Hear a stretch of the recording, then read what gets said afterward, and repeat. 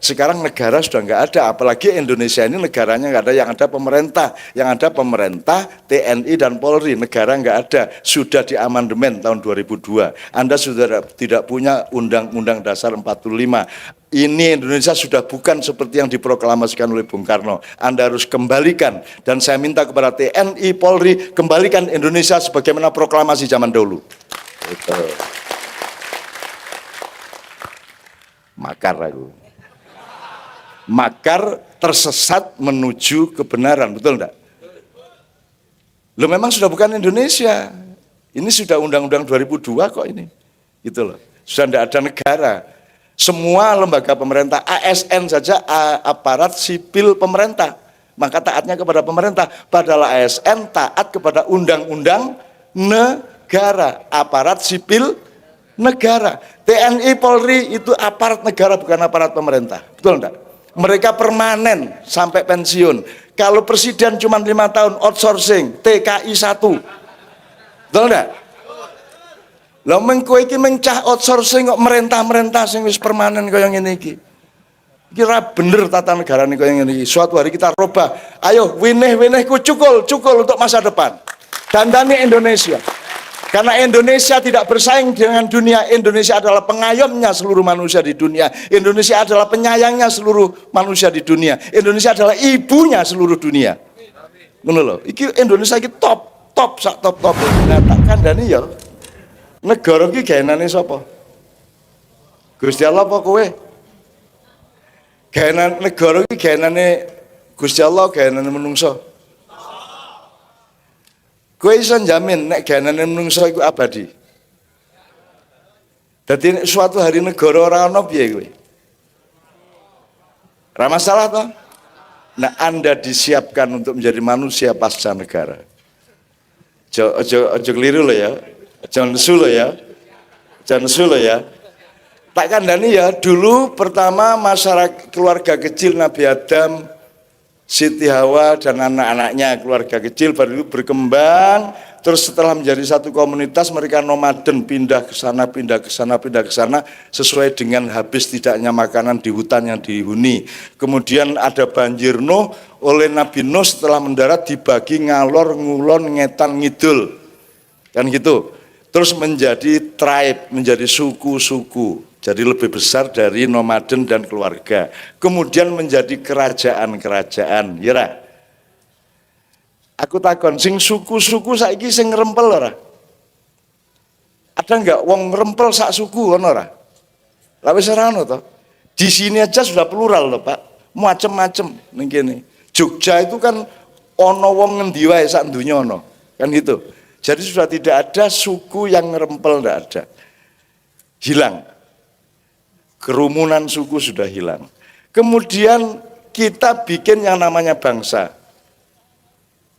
Terus kita merasa kita ini bangsa Indonesia. Padahal kalau saya ditanya misalnya, ini bukan bangsa Indonesia, ini kumpulan bangsa-bangsa yang bernama Indonesia. Ada bangsa Jawa, ada bangsa Madura, ada bangsa Batak, ada bangsa Bugis. Kalau saya begitu, ini Indonesia lebih besar daripada sekedar bangsa. Ini adalah perserikatan bangsa-bangsa NKRI.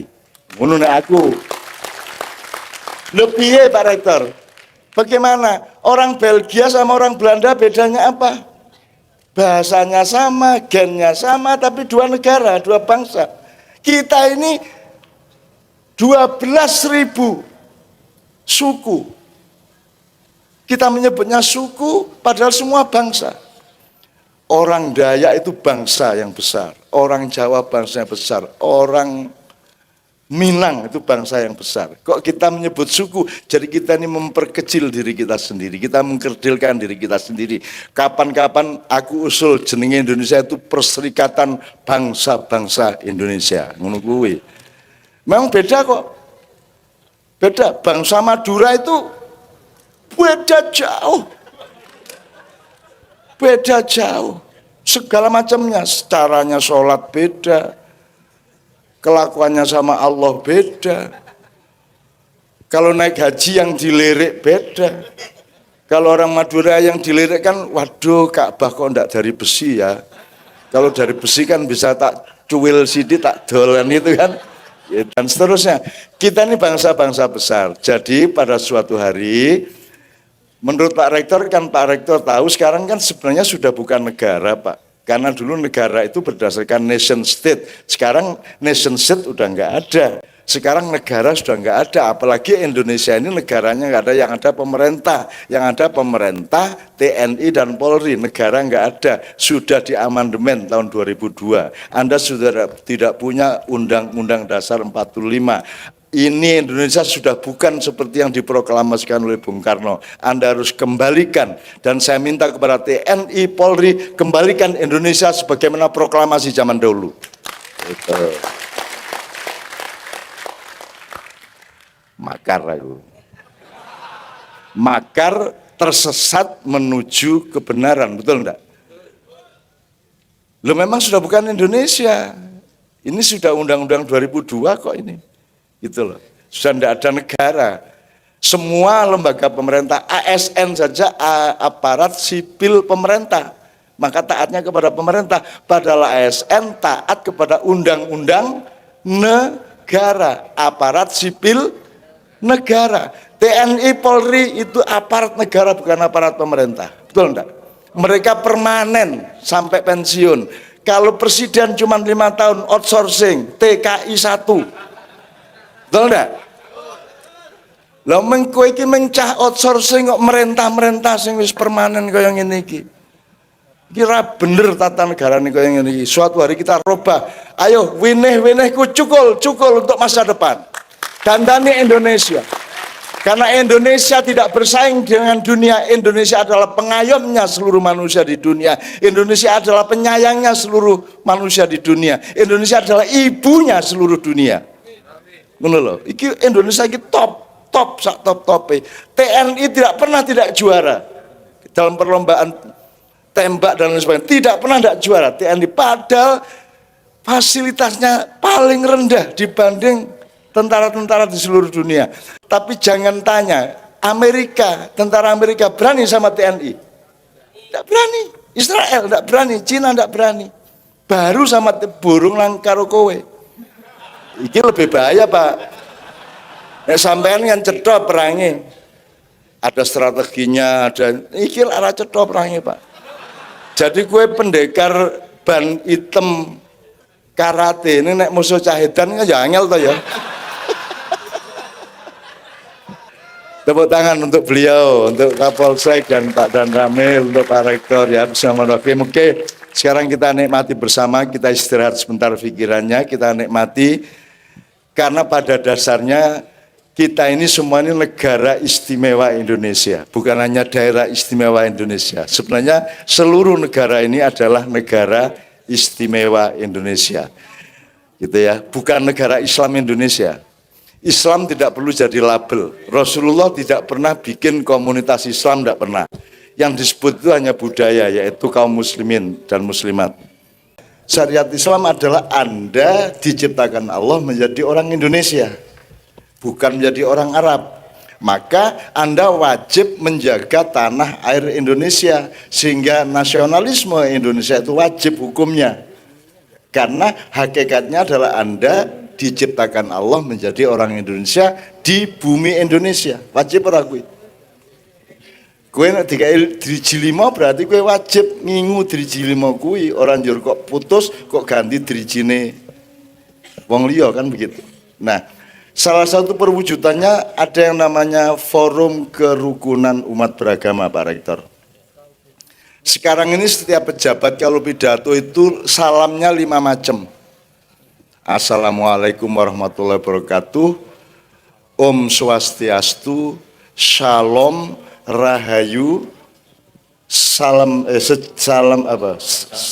sejahtera untuk kita semua. Jadi setiap orang dari lurah sampai presiden selalu bawa 5 topeng.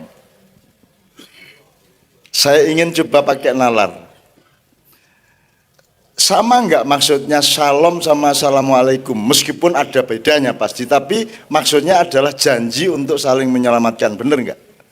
Rahayu juga toh, salam sejahtera juga toh, pemeneh. Om Swastiastu juga toh, podo toh karepe. Karpe pokoknya ayo bareng-bareng saling mengamankan, menyelamatkan gitu ya Pak Donamil ya, Pak Kapolsek ya. Jadi kowe ngomong salam, karpe podo karo assalamualaikum. Lah ngopo dadak kuwi kok 5? Kok baleni 5? Aku takon saiki, bebek unine wek-wek, pitik petok-petok, mentok ngak-ngak, oke. Apa nek mentok ketemu pitik njur dheke ngak-ngak terus petok-petok? Apa cukup ngak-ngak wae wong dheke bebek? Wong dheke mentok. Apa pitik nek ketemu bebek kudu 2 salam, petok-petok, wek-wek, apa ngono? Kan pitik ngerti nek bebek ngomong wek-wek, ya, kuwi padha karo pitik petok-petok. Maksudnya apa padha? Ayo urip bebarengan, saling mengamankan, sama kan? Loh kenapa ayam harus menirukan suara? Angko nek kowe ketemu asu,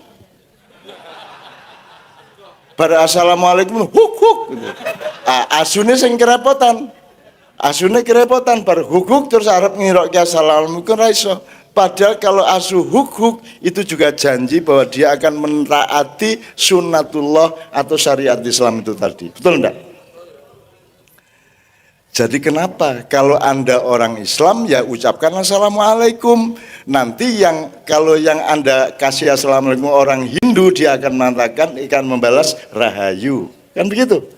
Kalau Anda orang Buddha, Anda mengatakan Om Swastiastu kepada Anda, karena Anda orang Islam, Anda membalas Waalaikumsalam. Bener nggak saya? Nalar ora kuwi? Banganmu badir lambemu. Bendino kudu mengucapkan kuabeh iki lho. Itu bukan toleransi. Itu loh, itu artificial, itu ngarang-ngarang. Nek bebek ya ora iso petok-petok, nek bebek ya mesti wek-wek. Nek wong Islam aja ngomong salam. Nek wong Islam ki assalamualaikum. Engko sing jawab nek pastor ya salam. Ora apa-apa ta? Wong maksudnya padha ayo urip bebarengan rahmatan lil alamin kan begitu. Nah, ini sebenarnya waktu di penutupan MTQ di Sumenep kemarin kita omongkan seperti itu sehingga kemudian pejabatnya ketika pidato wis cukup assalamualaikum. Gitu. Wis ora dadi pitik ora kudu njegok meneh kan gitu kan. Nah, saiki lak kabeh angger ketemu asu melu njegok. Sama dengan kalau kita assalamualaikum karena yang kita hadapi orang Buddha kita harus bilang Om Swastiastu juga. Mulai malam hari ini ayo kita lebih rasional. Menurut gue masuk akal lagi usul gue. Cetak ya? Kan gitu. Siji, nomor loro. Semalam di Serang itu kita gini Pak Rektor. Nyun sewu ini saya agak merespon beliau. Jadi urip ki ming loro rek, siji hak, siji dzon. Ya. Posisinya hak itu adalah qot'i atau kebenaran yang pasti atau yang sejati. Terus posisinya dzon itu adalah duga-duga, songko-songko, pendapat-pendapat. Saya tanya. Alif lam mim ki menurut kowe apa? Alif lam mim itu pasti ayat atau bukan? Pasti baik apa tidak? Ning kowe ngerti ora? Nah, pemahamanmu terhadap alif lam mim boleh bermacam-macam, tapi posisinya hanya prasangka dan pendapat. Yang qot'i adalah alif lam mimnya. Jelas ora? Kan wis ngerti ilmune, kuku kuruyuk, kukurunu, kongkorongkong, kan gitu. Sing bener pitike. Nah, saiki lah gitu Pak Rektor. Orang berpendapat bahwa yang bener itu kukuruyuk. Begitu ada yang bilang kukurunu, tempeleng, haram kayak kan gitu kan. Nah, itu sekarang. Padahal setiap orang itu hanya menyangka. Ana sing ngarani rawon penak, liyane ngarani sing penak kuwi pecel, kan begitu. Sing bener sing ndi? Bener karo.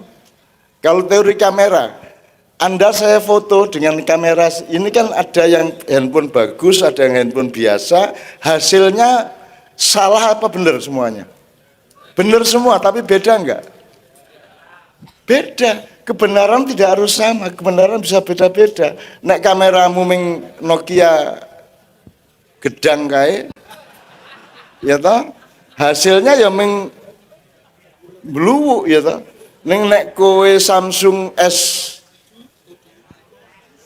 mbuh pira kuwi, ya toh, hasilnya akan celing. Tapi salah enggak hasilnya si Nokia? Enggak.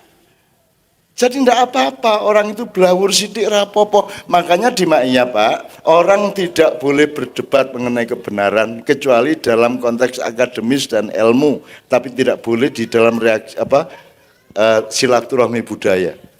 Sebab podo bendere kuwi. Kanggone NU sing bener Muhammadiyah apa NU? Wis NU ora apa-apa. Kanggone Muhammadiyah sing bener Muhammadiyah apa NU? Ya ora apa-apa Muhammadiyah, rasa njur ngarani NU salah. Kan begitu. Yang bikin bertengkar adalah begitu kowe iki kukuruyuk nyalake kongkorongkong, kan begitu. Membid'ahkan kongkorongkong, mengharamkan kongkorongkong, kan begitu. Padahal padha bener kuwi. Wong nek wong buta warna ngarani rasa buta warna iki. Iki warnane apa? Nek buta warna kan kelawu toh, abu-abu sama putih. Rasa buta warna orang Madura aja itu Pak, itu kan Nyun Sewu ini emblemnya kan hijau Pak. Tapi jangan tanya sama Pak Muzamil, nanti dia bilang biru Pak. Orang Madura rasa betake hijau karo biru kok. Arep piye? Kan begitu. Dan itu ndak apa-apa. Dia bilang biru ndak apa-apa. Sing bener apa? Sing bener kuine. Itunya yang benar. Jadi sapa sing mlebu swarga? Sapa sing mlebu swarga? Tidak ada yang tahu, tidak ada yang qot'i. Itu dzonni semua. Siapa masuk neraka, siapa masuk surga, itu dzonni semua. Maka satu-satunya jalan adalah kita saling mendoakan, mudah-mudahan kita semua oleh Allah diridhoi dan dimasukkan ke dalam surga. Lah ngono isone. Kowe rada persaku, kowe rada salah ning wis muga-muga diterima Gusti Allah. Ngono wae to. Mosok kowe ana kancamu rabi kowe ora setuju, ora cocok ora bojomu kaya ngono. Sikile kekamban kuwi. Gusine biru.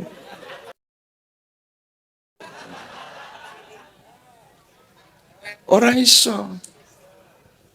Ambok kancamu rabi karo cah saca pasar kembang umpamane.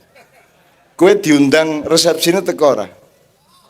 Teko. Njur kowe rewel ora pas teko? Piye karepmu? Rabi kalau cah pasar kembang iki ora ndirego kowe iki. Mosok ngono kuwi kowe? Lah ora ta, Mas? Meskipun bener ta. Bener ta omonganmu. Jadi kebenaran jangan diandalkan karena kebenaran itu datangnya dari Allah. Sampainya ke kita menjadi prasangka. Alif lam mim benar, tapi begitu kita menafsirkan itu prasangka kita, dzon kita, betul enggak? Dzalikal kitabul la raiba fi. La raiba fi-nya pada Allah, tapi begitu pada kita la raiba fi-nya menjadi berbeda. Jadi jangan bilang ini menurut Quran, oh ragu Quran menurut kowe. Memang Quran, tapi Quran di pahammu, di pemahaman, bukan Qurannya itu sendiri. Nah ini teman-teman tidak bisa membedakan. Gitu loh. Lah piye nek awake dekerengan terus kayak ngene iki. Gitu ya Pak ya. Itu salah satu contoh dari respon saya kepada Pak Rektor. Itu semua sudah kita elaborasi bermacam-macam termasuk hak dan dzon tadi itu. Nah, hak itu bukan milik manusia. Maka rumusnya di Ma'iyah Pak Rektor, Allah tidak pernah menyuruh kita untuk mempertandingkan kebenaran. Allah menyuruh kita untuk berlomba-lomba menciptakan kebaikan. Betul enggak? Fastabikul, bukan fastabikul hak, bukan fastabikul apa lainnya Pak? Berdakwah, jangan memamer-mamerkan kebenaran pikiranmu. Berdakwah itu harus hikmah, harus bijaksana. Karena perintah Allah, ud'u ila sabili rabbika bil hikmah, bukan bil haq. Mengono bocah ndombil lambene kok celuk mble nang ndi mble gitu. Padahal bener toh. Bener, mulane bener ki aja diomongke nek ora apik. Jadi outputnya harus kebaikan, hasilnya adalah keindahan. Nah, terakhir sekali Pak, sebelum satu nomor.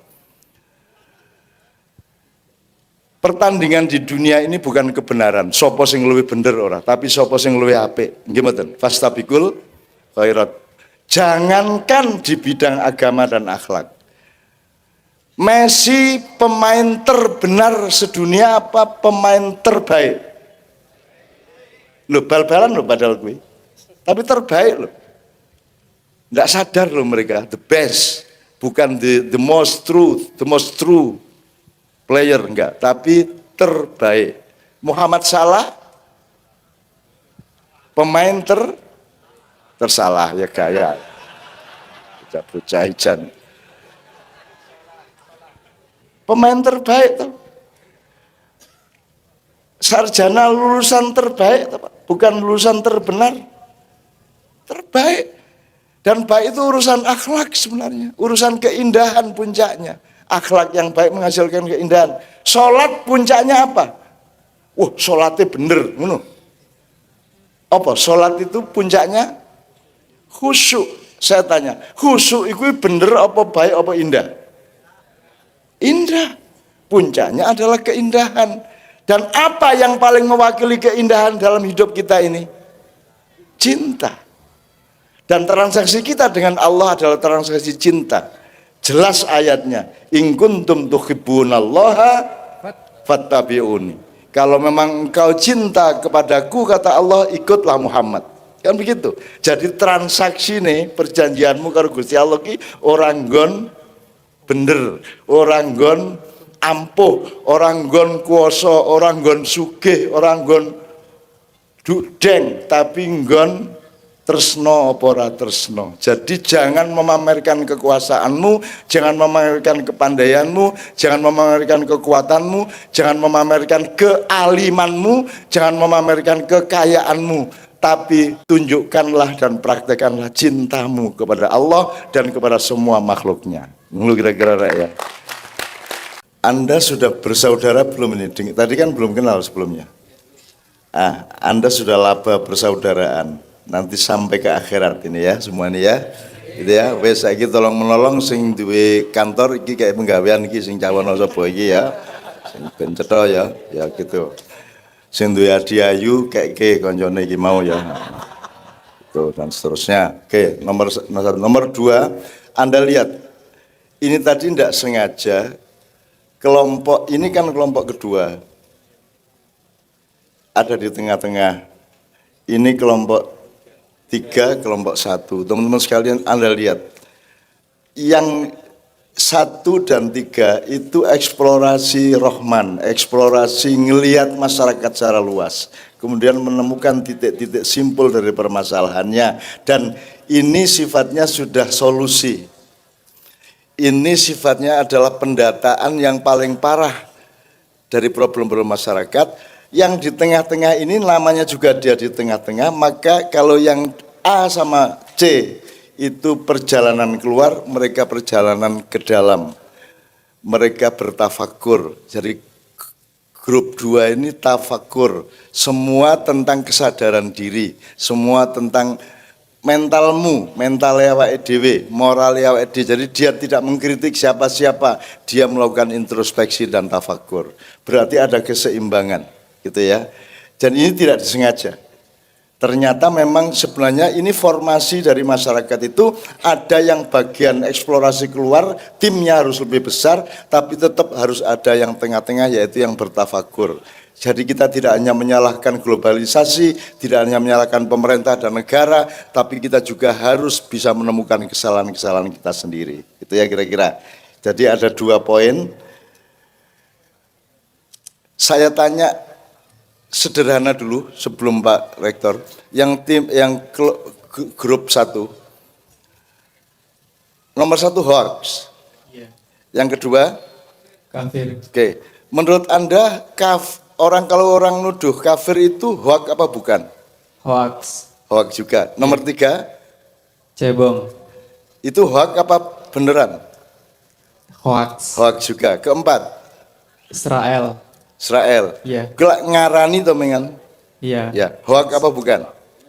Hoax. Hoax juga. Yang kelima, Komunis. hoax juga toh? Hoax. Nah, jadi kita ini dikepung oleh hoax. Sekarang masalahnya, siapa yang punya hak untuk menentukan ini hoax apa bukan? Sopo sing iso nentokke? Sopo sing kok kei otoritas untuk menentukan ini hoax, ini bukan? Siapa? Pemerintah? Mampu enggak pemerintah menentukan kebenaran? Nyun sewu kalau pemerintah, terutama di Jakarta, di pusat, yang disebut hoax bagi mereka adalah yang bertentangan dengan kepentingan mereka. Betul enggak? Kan itu. Nah, sekarang di Anda harus ada perjalanan panjang untuk mencari hoax itu sampai ke titik parameter yang namanya kebenaran sejati. Gitu ya. Itu kalau hoax itu gini. Tadi saya ngomong alif lam mim. Alif lam mimnya itu truth, hak. Tapi begitu Anda menafsirkan dia jadi hoax. Betul enggak? Iya. Jadi hati-hati, hoax itu tidak hanya di medsos. Hoax itu juga di madhab-madhab. Hoax itu juga ada di segala macam keadaan, gitu ya. Oke, ini contoh respon aja Pak, gitu ya. Terus saya pujikan kembali ini urut-urutan ini tadi luar biasa. Nomor 1 tadi kan apa? Jati diri, ya, sangat rohaniah, sangat apa? Ini Asmaul Husnanya itu di situ. Nanti nek soal badokan itu terakhir. Padahal di Indonesia sekarang nomor 1 apa? Badokan. Wong poso tujuannya ben mangan kok Pak. Tujuan puasa itu adalah merindukan mangan, yaitu pas buka. Lah wis kurang piye kuwi. Wong poso ki ben kowe iki ngrasake ngelih kok malah ono iklan yang televisi supaya makanlah ini, minumlah ini ketika sahur supaya tidak terasa lapar loh. Gunane wong poso kuwi ben kowe ngrasake ngelih piye to kowe iki? Kowe iki piye to kowe iki? Kowe iki arep poso apa arep riyaya? Jadi kita ini berarti Mas, hoak-hoak itu alat untuk menjalankan salah niat toh. Gitu ya, salah niat. Jadi kita ini kenapa bertengkar? Wah, kalau di dalam diri kita ada salah niat, ada salah tujuan. Kalau tadi malam ada perumusan bagus Pak. Yang namanya Pak Muzamil, yang namanya hak itu hanya A dan Z. A-nya itu innalillahi, Z-nya ilaihi rojiun, itu A dan Z. Tapi B, C, D, E, F sampai E itu zon semua, itu hoax semua. Nah, karena kita hidup dalam hoax, kalau hoax ini mungkin kasar, tapi kalau mau pakai Al-Quran, kita ini hidupnya di dalam posisi la'allakum tattaqun. Bayangin Allah nyuruh puasa, itu pun dia tidak lantas memberi jaminan kamu pasti menjadi bertakwa karena puasa, tapi Allah menyebutnya la'allakum. Pak Muzamil tolong diterjemahkan nanti menurut bahasa Arab, la'allakum itu apa artinya? Itu kan sesuatu yang subjeknya Anda sendiri supaya kamu mbok menawa nek wong dura rada dhuwur mbok menawa. Gitu ya. Oke ya teman sekalian. Oke. Sebelum saya berikan kepada Pak Rektor, ini pokoknya saya senang sekali karena ini bentuk penelitian loh ini. Dan tidak ada metodologi di kampus yang seperti ini. Karena di sini kelihatan sekali cara berpikirnya langsung kelihatan. Ini kecenderungannya tafakur, sana kecenderungannya eksplorasi sosial, di sana menemukan titik-titik negatif sehingga mencari yang positif. Kalau ada orang ngomong anti teror berarti ada teror, betul enggak? Jadi jangan bikin grup anti teror supaya tidak ada teror. Kalau kamu grupnya anti teror, maka diperlukan harus ada. Nah kalau tidak ada teror, kamu menjadi tidak dapat dana, maka dibikin sendiri terornya. Kan begitu. Supaya anti terornya menjadi bekerja, kan begitu. Jangan lupa ini semua hak di dunia kayak begitu itu. Oke. Gini tak dawake gue ngelundasmu enggak. Ora wis cukup kuwi wae. Pokoke ngerti prinsipnya ya. Ngerti prinsipnya ya, aja kapusan hoak ya. Jadi jangan dipikir hoak. Kalau mau kasar Mas, Mbah Hasyim menyangka Islam itu gitu, maka bikin NU. Mbah Dahlan menyangka Islam atau menafsirkan Islam itu gini, maka lahirlah Muhammadiyah. Kedua-duanya itu persangkaan atau pol pendapat. Yang benar mana NU apa Muhammadiyah? Mudah-mudahan benar kedua-duanya, kan begitu. Yang pasti benar Islamnya. Gitu ya Mas cara berpikirnya ya. Yang pasti benar Islamnya. Jadi akidahnya NU apa Muhammadiyah apa Islam? Akidahnya. Yang akidah adalah Islam. NU-nya itu hasil ijtihad, hasil dhon, hasil ra'yun, hasil tafakur, hasil muhasabah ilmu dan lain sebagainya. Jadilah NU, jadilah Muhammadiyah, jadilah HTI, jadilah FPI dan lain sebagainya. Itu semua bukan agama. Jadi jangan membela kelompokmu seperti engkau membela agamamu, kan begitu. Nah sekarang ini jangankan saiki Satrio Piningit, kuwi jane ya mung disangka Satrio Piningit bul dudu. Wis kadung diangkat bul dudu, wis muter lagi. Wis kadung dimplok, wah bul tai. Wah. Upamane ya, bahwa Anda ketawa itu yang Anda ketawakan adalah asosiasimu dewe-dewe kan gitu. Saya tidak memaksudkan itu meskipun jane ya iya. Saya tanya dulu Pak Rektor, saiki wis jam 12 kurang 10 lah, kurang 8 menit. Kita harus kompromi. Pak Rektor harus segera pulang. Pak Camat rumahnya 13 km dari sini. Saya berapa kilometer ya? Katanya luwih adoh ya Pak Camat, saya luwih adoh dari sini gitu. Dan saya jam 3:30 betul sudah harus ada di airport. Sehingga kita tawar-menawar. Katakanlah 12:30 sampai jam 1, oke? Bahwa nanti ternyata kok Allah ngodot waktu. Nah, monggo gitu ya, monggo kita manut saja. Karena Pak Camat mengatakan, loh tak pikir masih jam 8 lah, kok wis jam 12. Nah makanya jangan tertipu oleh hoax yang namanya waktu. Nek ngenteni yange ambok 3 jam dinteni, ya ra? Nek ngenteni honor 10 menit itu suwe banget ngono ta ya. Jadi waktu itu relatif tergantung kepada keadaanmu masing-masing. Oke, jadi kira-kira sampai jam 1 Pak Rektor. Sekarang saya mohon dengan sangat sampean memberi respon lah pokoknya kepada 3 anak-anak muda ini yang merupakan benih dari masa depan Republik Indonesia. Tepuk tangan untuk beliau. Ya. Terima kasih.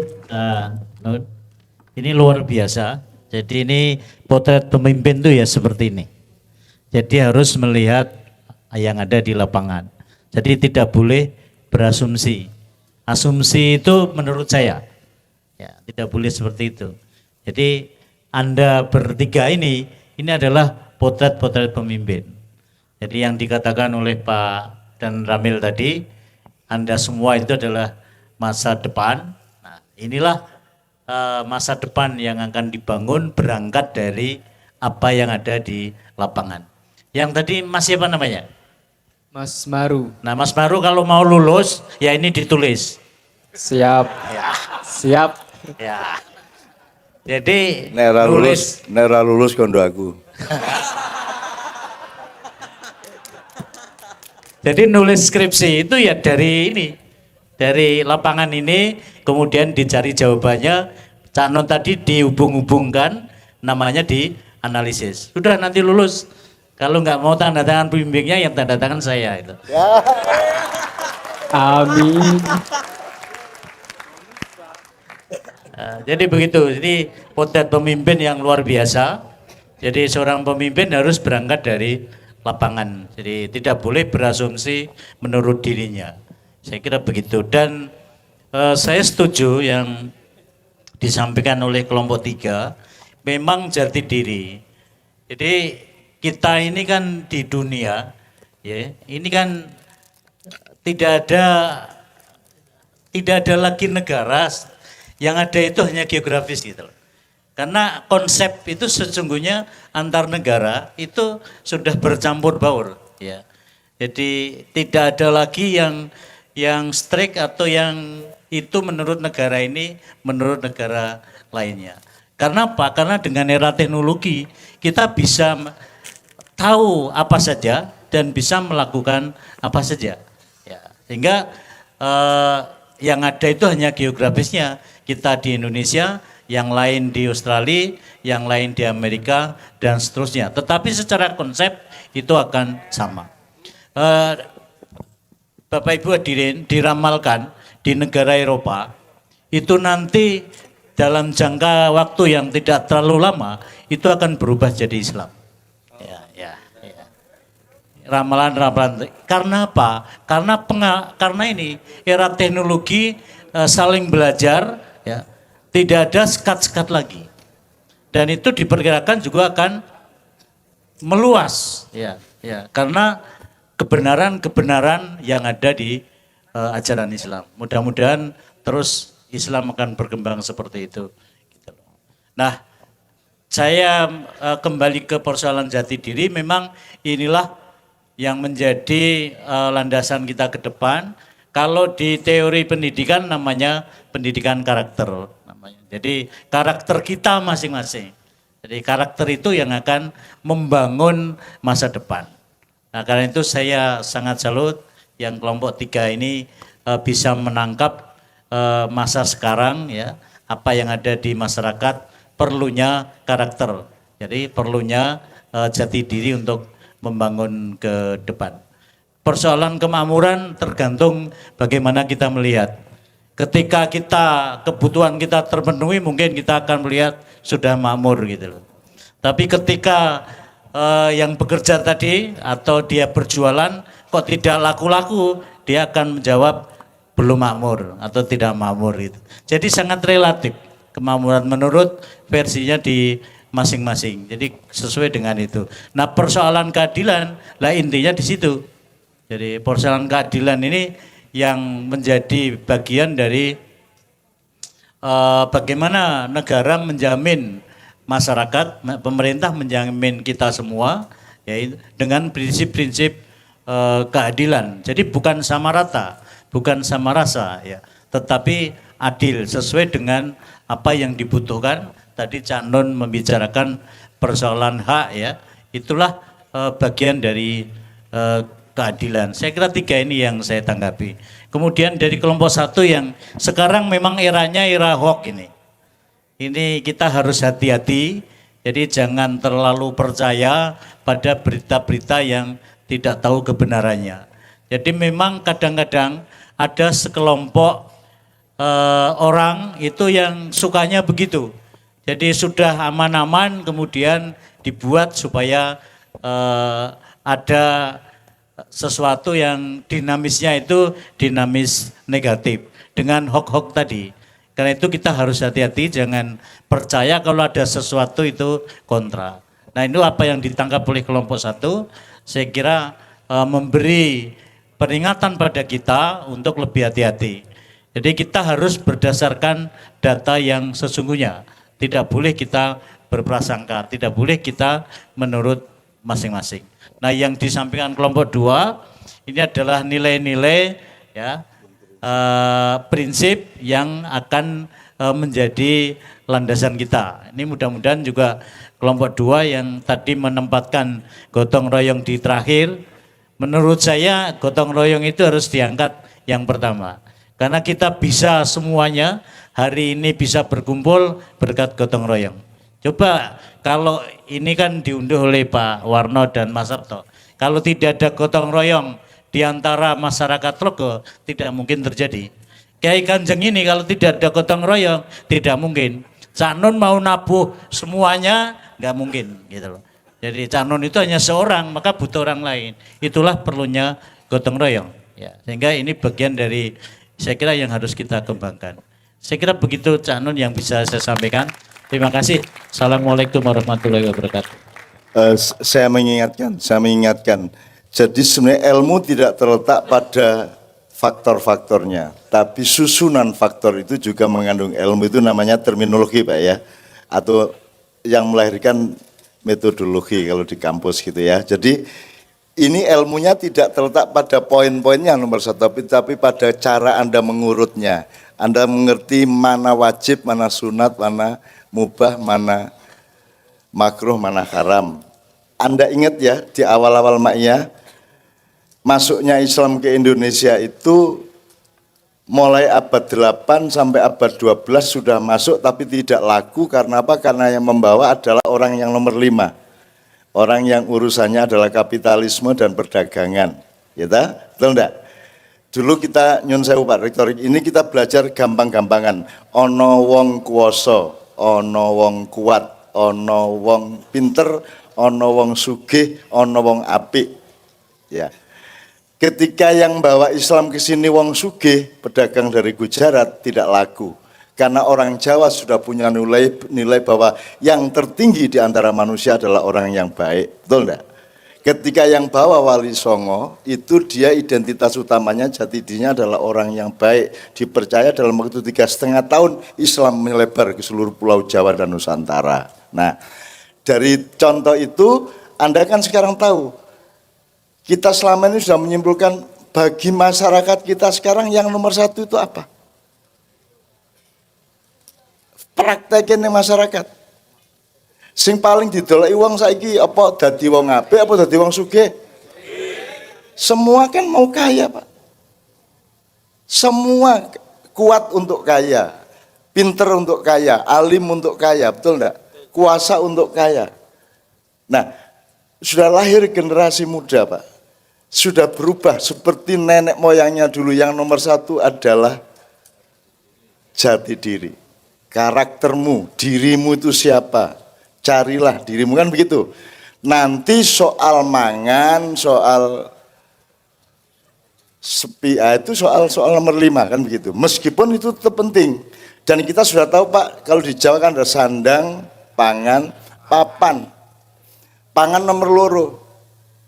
Nomor 1, sandang itu apa? Jati diri. Betul enggak? Kalau kamu ingin kehilangan jati diri, gampang. Berdiri, copot celanamu. Kehilangan jati diri langsung, betul enggak? Jadi wong Jawa wis bener, kenapa Indonesia enggak belajar kepada Jawa? Kenapa tidak diurut dulu sandang, pangan, papan? Kenapa kita sekarang pangan, papan, sandang, kan begitu? Jadi kita tidak ini policy kita di Indonesia ini menomorsatukan pangan, baru papan, baru sandang. Jadi wis ora apa sing penting mangan muda ora apa-apa kan gitu saiki wong saiki lak ngono kuwi. Isin ora apa-apa sing penting dadi bupati kan gitu. Ngapusi wong akeh ini merakyat dan seterusnya itu kan. Ya, jadi itu kan kaya wong muda sing penting mangan kan gitu. Ya, jadi sudah lahir generasi muda, sudah lahir anak-anak muda yang kembali seperti nenek moyang kita yang menomorsatukan harga diri, menomorsatukan martabat dan jati diri manusia.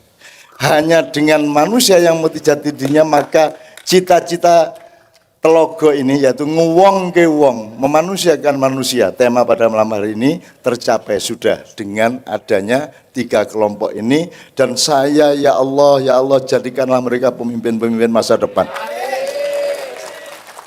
Apa yang membuat mereka bisa menyatu hatinya, lantas akibatnya bergotong royong. Itu yang disebut sebab akibat.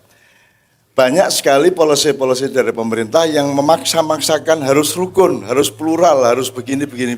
Tapi mereka lupa bahwa kenapa mereka tidak gotong royong, karena saling merasa tidak aman, betul enggak? Nyun sewu Pak Polisi, Pak Tentara, rakyat banyak merasa tidak aman kepada pemerintah. tidak aman soal pajak, tidak aman soal harga BBM, tidak aman soal dan seterusnya, membuat mereka susah gotong royong, orang aman kok.